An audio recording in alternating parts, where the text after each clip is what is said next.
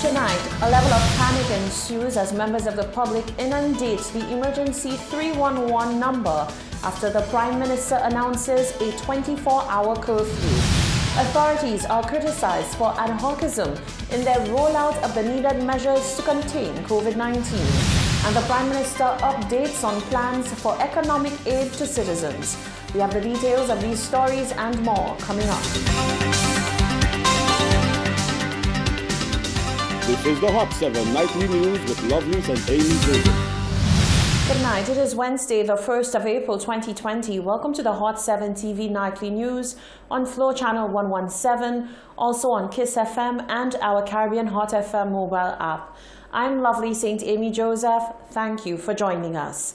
Finding Nemo has been the catchphrase of Wednesday, the 1st of April. Issues with reaching the emergency number stirred up panic from those who said they were left blindsided with not enough food and supplies and desperately in need of Nemo care packages. Hot 7 TV spoke with Nemo director Doreen Gustav about the mammoth task ahead as Nemo coordinates the efforts following the Prime Minister's announcement of a 24-hour curfew. Ms. Gustav, generally a lot of questions about Nemo, the lines, the food. Many people seen it not being practical. How are you going to be distributing food to every corner? Tell us generally how are things, preparations, and how are things going to work out? Okay, so we started a collaboration with the Ministry of Equity. Equity has a list of all of the persons on the public assistance program. They also have children with disability that they deal with. Persons on, there's another program that I could myself see. So those persons are that list. These are persons in need, and the list is being compiled from the end and will be made available to us. However, we'll be using their welfare officers to assist us, and also the social transformation officers to assist us. So they are prepositioned to assist as soon as the packages have been prepared, and that's what's happening here today. We have a number of our agencies coming together to assist. We have to ensure that everyone who is in need of a package get the food package to take them through the next 7 days. The Prime Minister asked people to call those who need food. So let's forget the absolute destitute. People who simply did not have time to get any food yesterday and do not have food. They have the money, they have the means, but they have not been able to access food. What do they do? They too have been taken into consideration. So the 311 call number that was given to them is for that purpose. They'll be calling the 311 number and giving the information. We will also use the 311 line to inform persons that, to inform them when the packages are ready. So those names are being taken from the 311 operators and will be made available to us for distribution. There were early queries today about the lines not quite working, the 311. They were being maybe under strain and overloaded. Any improvement, and what's your word on that? Okay, so indeed it is overloaded because persons are calling. Persons are calling just to find out if their lines work. Persons are calling and they're not really in need. And that's what we're getting from the operators. So we're asking those persons to please allow those persons who are in need to call the 311 number. It is there for them. And if you keep calling, you overload it and it will crash. Today we have received a number of calls, so persons who want to stock up on medication and also to take care of their elderly parents, aging persons. We have told them that they could go ahead. I spoke with the commissioner and I told him that those persons will be out there trying to get medication. Most of them are going to the hospitals that are operating, Tapio, wherever they can find it. And so I know that they're working on that too. Again, we are appealing to the public to ensure you follow the guidelines that have been set out there. We want to protect lives. It's for safety that those guidelines have been established. We don't want to have a community spread that is beyond our control. It's crucial. And so we want you to work with us. Keep within the curfew, stay at home so that you can stay your life and that of your friends and loved ones. Thank you very much. That was Hot 7 TV's Teddy Francis speaking there with the director of NEMO, Doreen Gustav. Government spokesperson Nancy Charles has advised the public that a 311 number is for the most vulnerable. The line had been inundated with calls since the announcement of the 24-hour curfew. In a radio interview on Wednesday, Charles also disclosed that small mom-and-pop shops will be open soon to allow people to get a few essentials. Let's listen to that interview. I want to remind conclusion that the arrangement with NEMO is it for the poor, the vulnerable, the indigent. These are the persons that we are making arrangements for to ensure that they can have food and basic grocery items for the next 7 days. What you find, lovely, is that a lot of people are calling the number, some of them just to ask a question, some of them just to verify that it is working, and all of that is creating a backlog on the call. So what we've done is to ask Flo to come in and to sort out some technical issues because of the volume of calls that was coming in. But what I want to say to St. Lucians is that if you do not need to call the 311, please refrain from calling the number. I also want to assure the poor, the indigent, the vulnerable, we know who you are to a certain extent because we have your information from Equity, we have your information from SSDF, and we have your information from our local town and village councils who are on the ground. So we will be coming to you. There is not a need for everybody to do a panic rush in calling the numbers to make sure that their name is registered and that they can get us back. We will at least try to come to every single one of you. Also, we will be announcing very shortly, lovely, for persons in the community, some of the mom and pop shops that we talk about, those little shops you have in the community, persons who may need to just grab a few essential household items. We will be making an announcement in terms of a time for them to open to facilitate the public. If you just want to go and grab something very quickly, we will be facilitating you for that. However, remember that the social distancing remains in effect. So it means that you cannot gang up and you cannot crowd up in those little mom and pop shops. You need to stay away. Lovely, the best advice I give to people is to treat everybody as if they have the virus. So don't allow them to come too close to you. If you think in that way, then it means that you will keep the social distancing that we're talking about. So do not gang up on the little shops because you want to quickly buy, certain things that may not even be necessary. Okay. If you go for necessary items. Yes. We don't want people just rushing out immediately to the tea boutiques, as we call them, trying to get something. So let's talk timelines.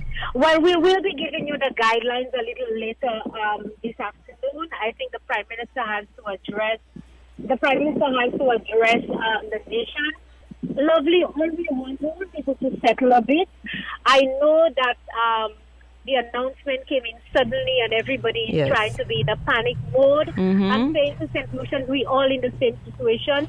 Let us all calm down. Let us listen to information and advisory that will be coming.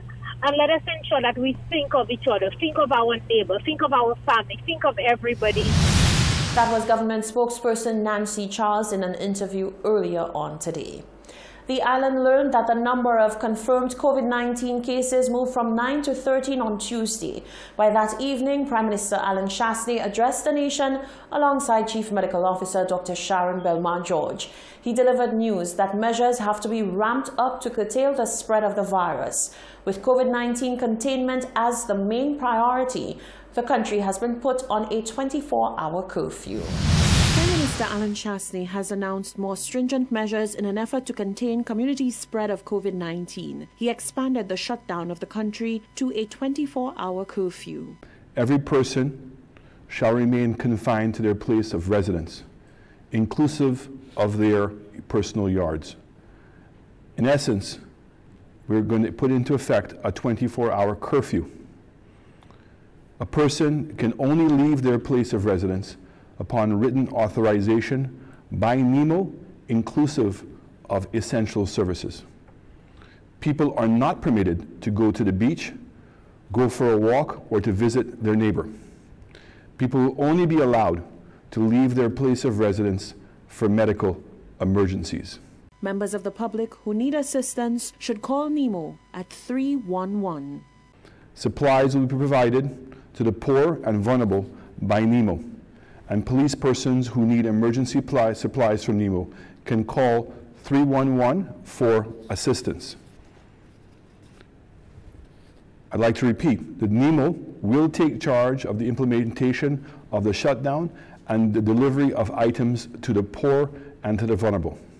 The items are the basket of goods as determined by NEMO.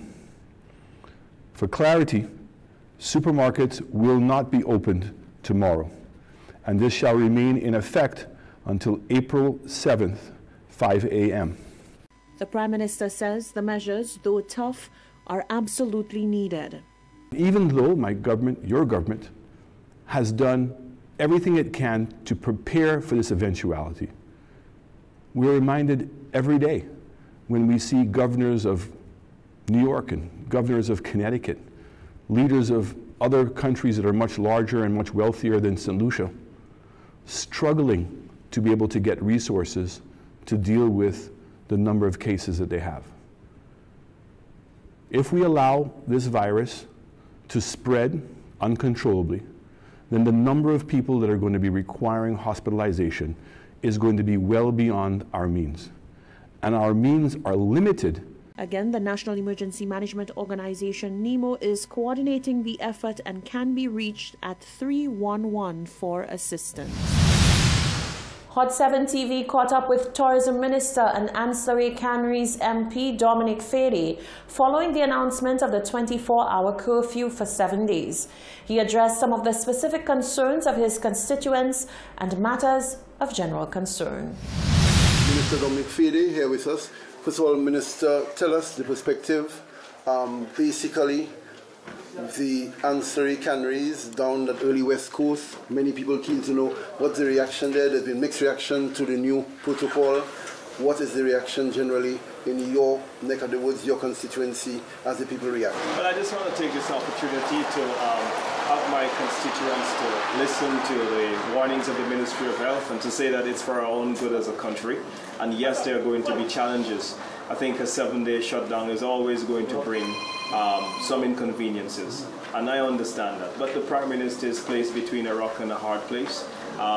When we looked at our first two cases, they were imported cases. And, you know, at that time, we had no evidence of community tracing or community spread. But now that we have evidence of community spread, it would mean, therefore, that we need to step up the protocol and to ensure that we be proactive rather than reactive. Because we've got a choice. The choice that we have is that we can either, as a country, be inconvenienced for 7 days or face stiffer consequences should there be stiffer health ramifications later on. Minister, people are referring to Antigua, Grenada, that gave, with a similar measure, 48 hours notice and 36 hours notice, that maybe a 2-day notice to avoid the absolute scramble, that middle ground, your reaction. People are saying the Antigua example is perhaps the one we should have followed with 48 hours notice. I think that you're always going to have criticism, but I think that we are convinced that we're doing the right thing in the best interest of the people of St. Lucia, to ensure that their health and safety comes first, and to ensure that that we do everything we can to curtail and contain any further spread of this pandemic. There are concerns about, in your constituency like everywhere else, about the old and shut-in who need the elderly care and persons with medication and so on at short notice. How have you practically seen it being handled in your constituency as an example? Well, the phone has been buzzing, and I implore all of my constituents to ensure that they work along with the government. What we're doing here today at NEMO, and the director will tell you more, she's doing some 5,000 packages, which will be going around not just to my constituency, but to all constituencies.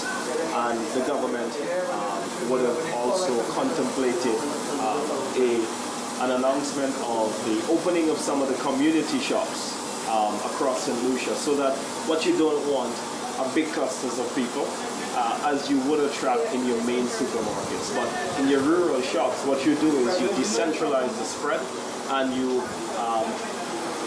have a nice geographical spread of people. What we have to do is to heed the warnings of the Ministry of Health and to do everything you can to protect yourself, your family, your loved ones, and all of those people that you care about. This is a matter of life and death. And so we have to take it seriously. Even if there is no sign of us having it, we just never know. This 7 days will be over soon. Life will be back to normal. But I would rather see life getting back to normal with all of us very, very safe and sound. This is the Hot 7 TV Nightly News. Still to come, debate rages on about the implementation of the 24-hour curfew. Civil engineer John Peters says it was done in an ad hoc manner. Pharmacies remain open to the public. Find out where to go. And the Prime Minister speaks on the economic stimulus to be rolled out. That and more coming up after the break.